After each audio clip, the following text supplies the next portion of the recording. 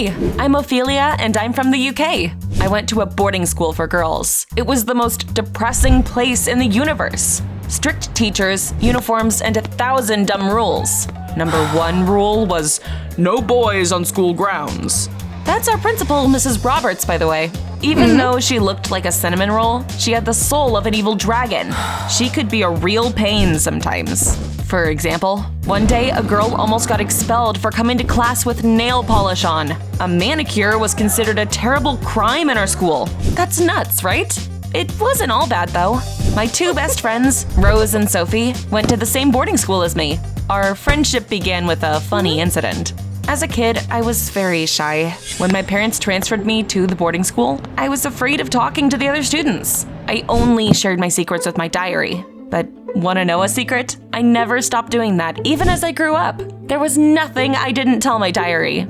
I was put in Rose and Sophie's room. One night, I woke up and I saw Rose walking out into the hallway in the dark. I thought it was weird, so I followed her. Rose came up to the door of the principal's office and used a marker to write, "Mrs. Roberts is a stinker." I noticed her eyes were closed, and she was even snoring a little. That freaked me out. I woke Sophie up and I told her what had happened. Rose sleepwalks sometimes. She walks around the school in her sleep and causes trouble. Rose got back into bed and kept sleeping. Sophie and I washed off the markers so our classmate wouldn't be punished. The next morning, we told Rose about her shenanigans through laughter. What did I write? Mrs. Roberts is a stinker? I would have been done for. Girls, thank you, you're lifesavers. We hugged and have been inseparable ever since. Over the years, we often threw pajama parties and told each other our deepest, darkest secrets. Did you hear that teacher praise me for nailing the math exam? I totally cheated. Shh. I put a rotten egg in the principal's purse. Don't tell anyone. Oh, so that's why she stunk like a skunk for the whole week. I didn't have any big secrets. So I told them that I kept a diary and wrote all of our adventures in it. My friends glared at me.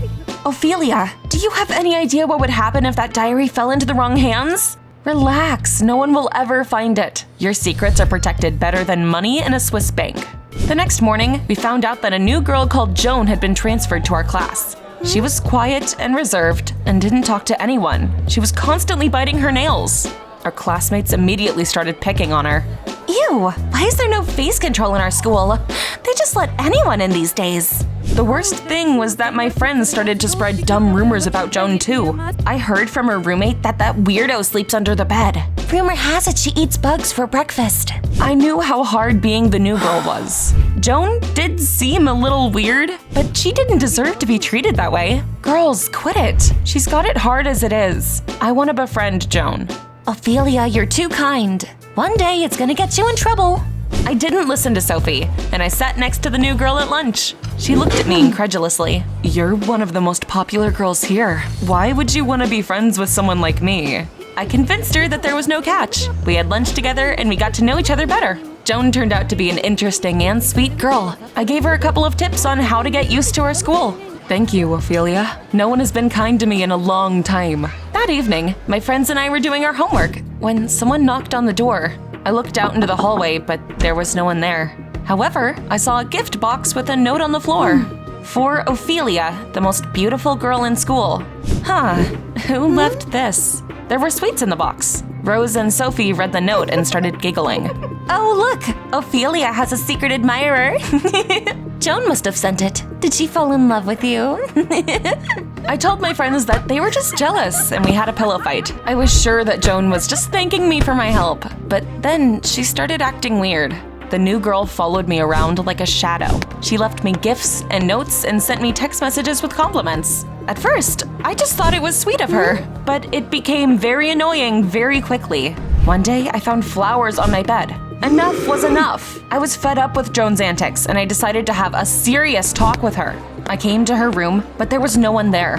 However, I saw something that sent shivers down my spine. There were pictures of me hanging above my classmate's bed, and next to it were hair clips I'd lost. Had she gone through my stuff? That was so creepy. Joan was obsessed with me. I really didn't want to, but I decided to tell Mrs. Roberts everything before things got out of control. However, she didn't react in the way that I'd hoped. Ophelia, give Joan some time to settle in. She hasn't gone to school in a long time. She's just not used to it. She could really use a friend right now. What do you mean? Where did Joan study before she came here? She looked away without giving me an answer. I realized that the principal was hiding something about the new girl. I had to find out what it was. I texted Sophie and I asked her to distract Mrs. Roberts. My friend did not disappoint. She immediately ran into the principal's office looking like aliens had invaded the school. Miss Roberts, someone wrote that you eat boogers on the bathroom wall. Come, I'll show you. What? Oh, they are getting at attention. The principal turned white with anger and rushed out of the office. I don't know what you're up to, Ophelia, but you have 3 minutes. My friend ran out after the principal, and I started looking for information about the new girl on Mrs. Roberts' computer. OMG. You'll never guess what I found out. It turned out that before transferring to our school, Joan spent a year in a psychiatric clinic. Wow, my blood ran cold. I went back to my room and I told my friends about everything. We told you there was something wrong with that girl. Now, I believed it too. I decided to stay away from Joan. Luckily, it was the weekend. I could go home and forget about my problems for a couple of days. However, I didn't get to breathe a sigh of relief. I came home and immediately knew something was wrong. Mom, Dad, I'm home. You won't believe the week I've had.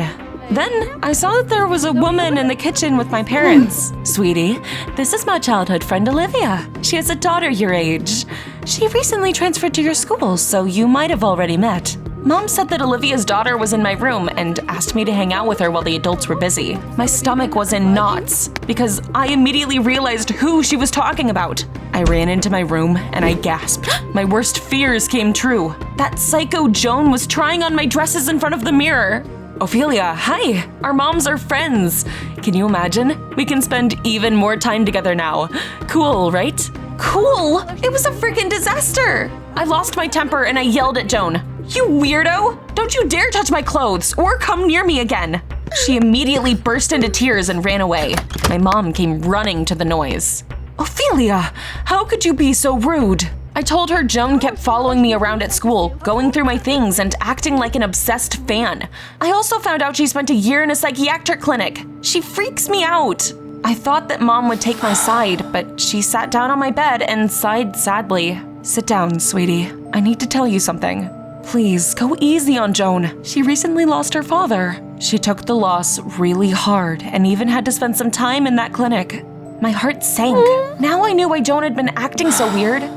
I felt ashamed of myself and I decided to apologize. I'm sorry that I was so rude. I didn't know you'd been through so much. When Dad died, I closed myself off from everyone. After I came back from the clinic, my friends turned away from me.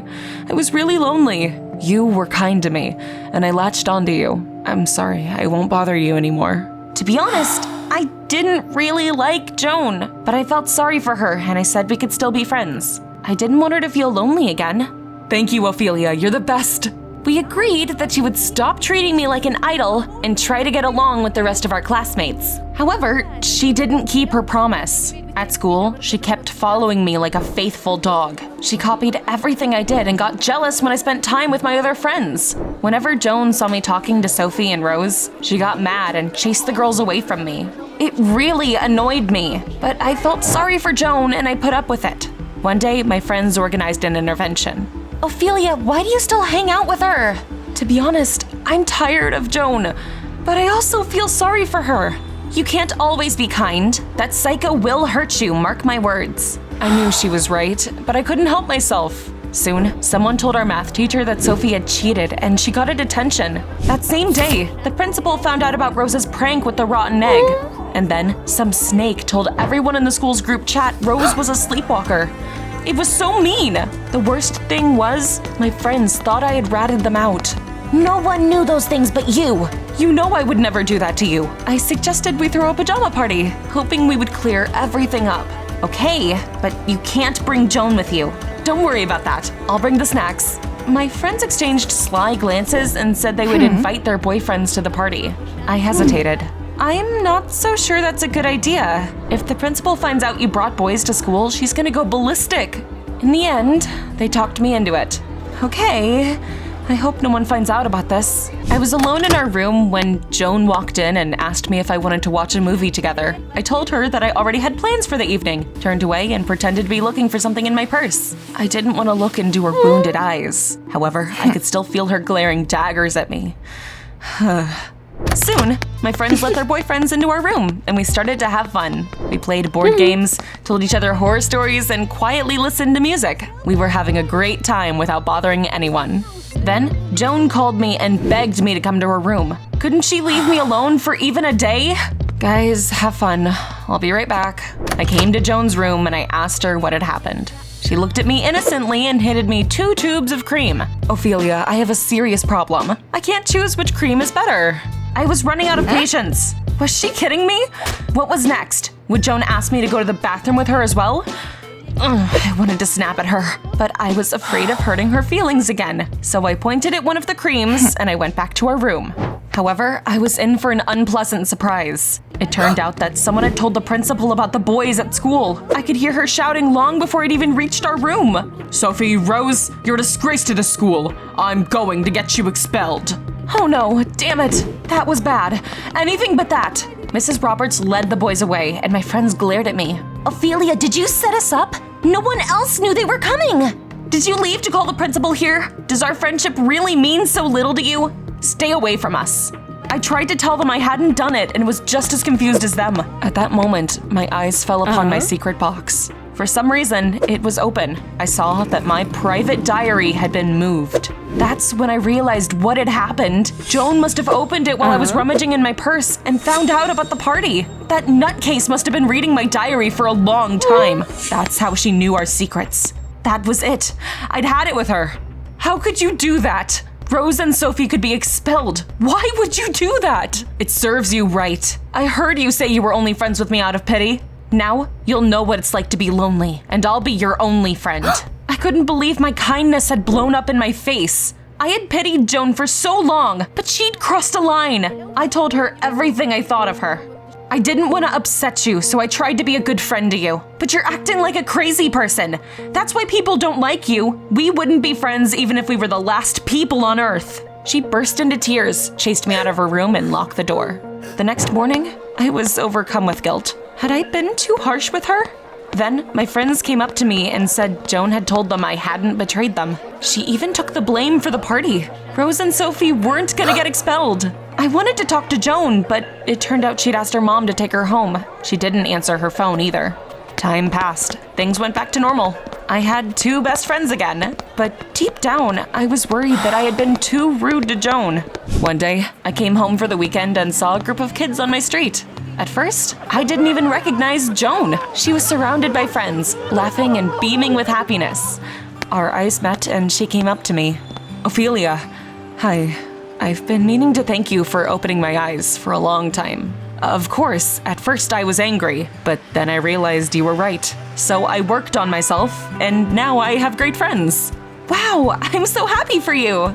Here's what I learned, guys. You shouldn't be friends with anyone out of pity. You should always be honest because it's the only way forward. Bitter truth is better than sweet lies, right?